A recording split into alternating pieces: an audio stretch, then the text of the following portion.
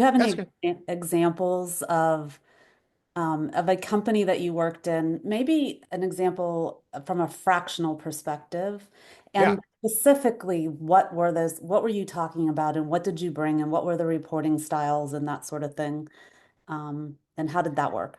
I'll give you one example. I was interim CMO at a company called Brightly Software, which was about a 200 million um, software company um, in that worked with building management and city management software.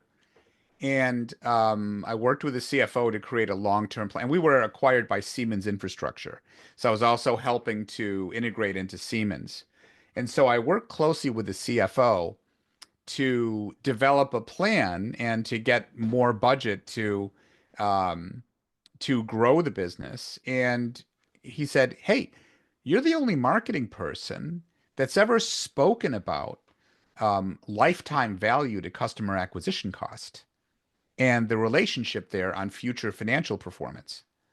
You know, a lot of CMOs can get caught in the trap of just this year's demand performance and short-term performance to bring on new customers and new clients, which is more difficult than retaining and growing your existing customer base.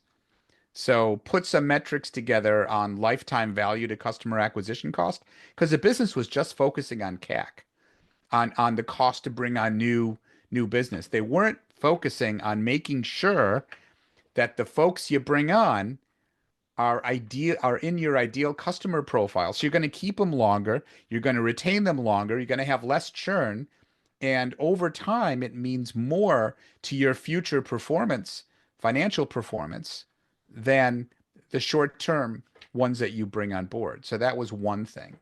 Um, Another thing is having a conversation about brand. Oftentimes, it's very difficult for CMOs or fractional CMOs to convince CFOs to invest in brand, but brand seeds your brand awareness and brand preference seeds demand early. And if companies in C-suites never heard of your company, it's going to be a lot more difficult to get on their short list. So there's a definite relationship between brand and demand. And in fact, if you speak to a CFO on brand equity impacts valuations. So there are ways to connect marketing and finance in ways that CFOs appreciate.